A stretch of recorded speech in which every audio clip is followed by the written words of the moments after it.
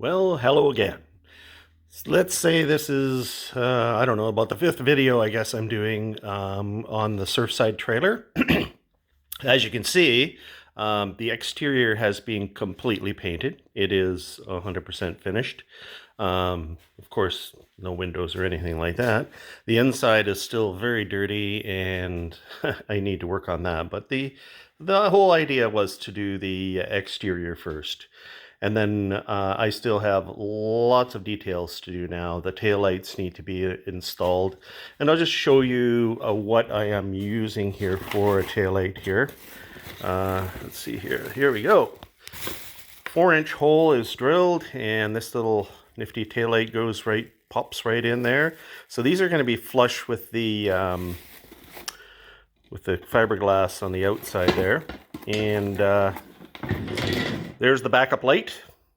That'll go. So it'll be 2 taillights. I've only drilled 1 hole, so that's the size of the hole there. So there'll be 1, 2, 3 lights across the back. I think that's going to look kind of cool. A little bit better than the El Cheapo trailer lights that everybody seems to use. And I, of course, am going full LEDs.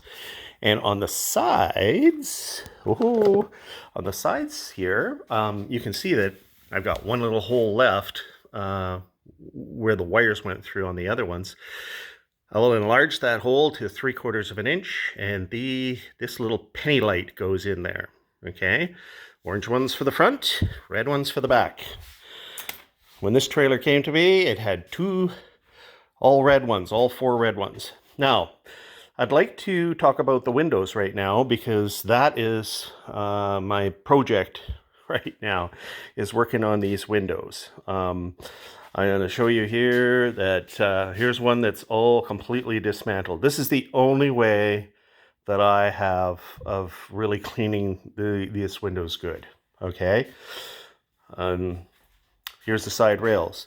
And the reason this is the only way is because this green paint that was put on there is hard as a rock. I don't know what kind of paint that was, but it's bad. And I need to use a wire wheel on a brush or on a drill to clean them up. And here we go.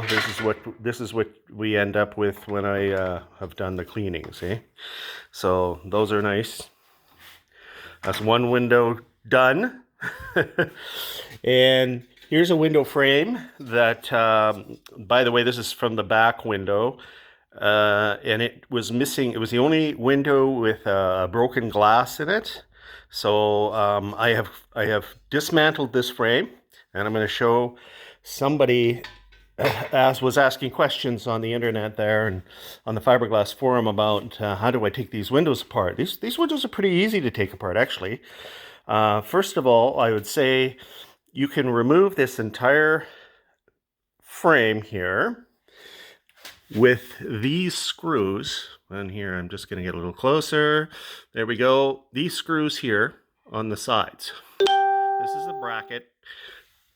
On each side of that, you remove those 4 screws, and basically the panel's loose. It comes right out.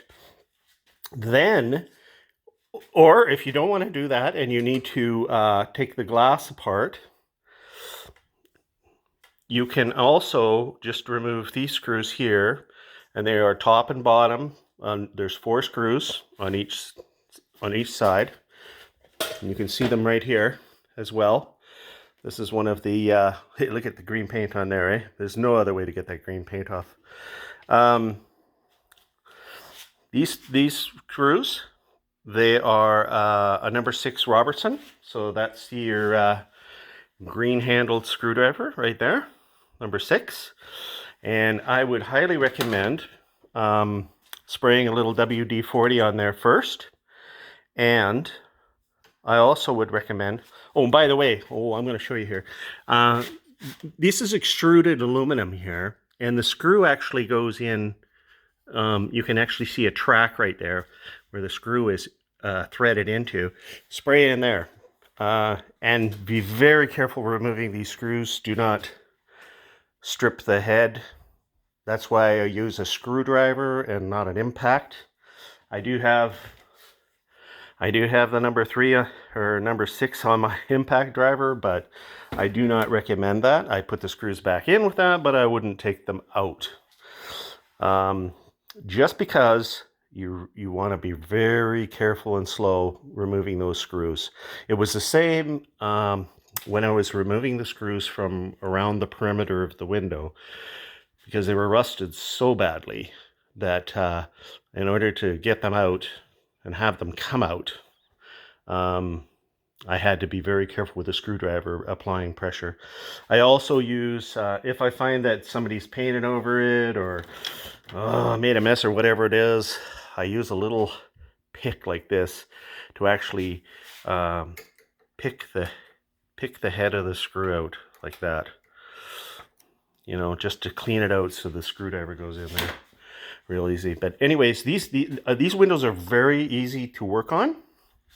I will show you that every window in every one of these windows has the seal right here on the bottom. This window does too.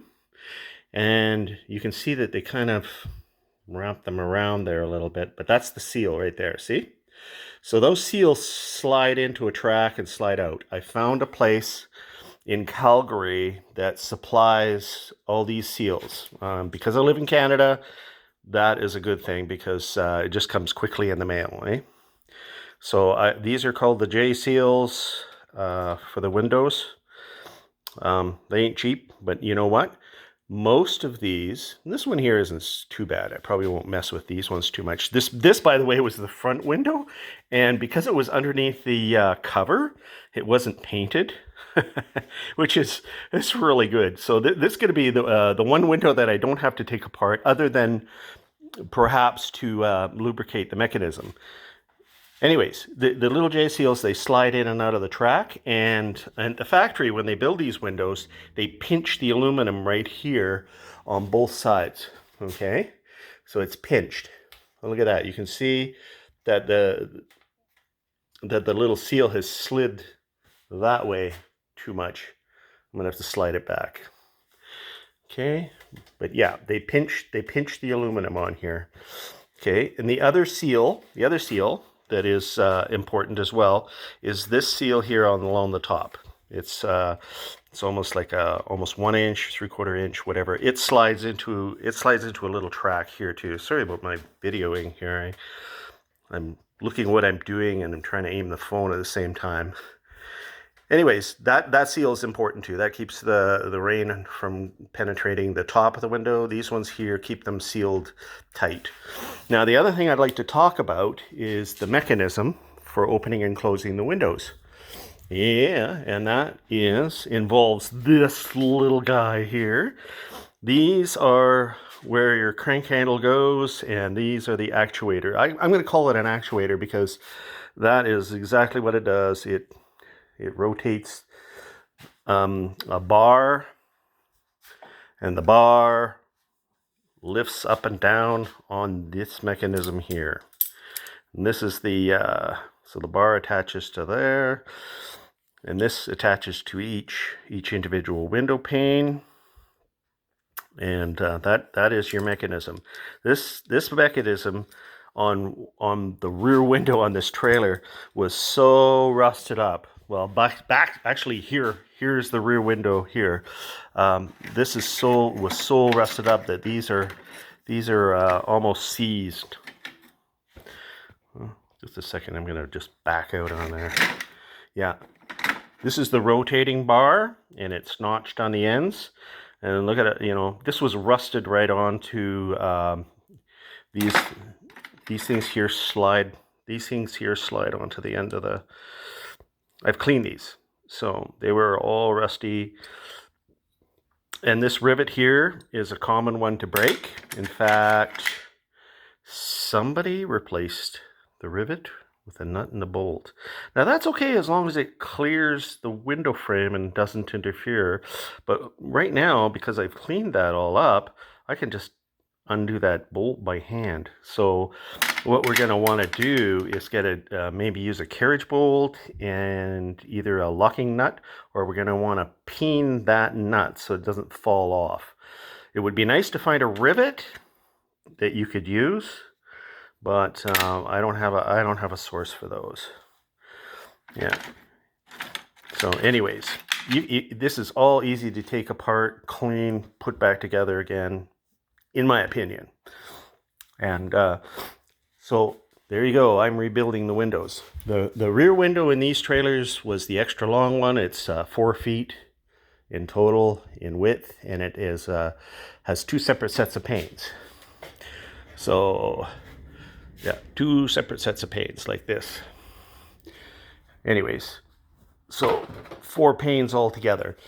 And when I took this window out, the mechanism wasn't working at all, and someone basically, I guess, what happens with these windows if the mechanism has wore out in 46 years? Yep, it's wore out. The windows will flap. You go down the road, and they're not going to close tight. They're gonna flap. So I guess the rear window was a problem for somebody, flapping away there, or even opening.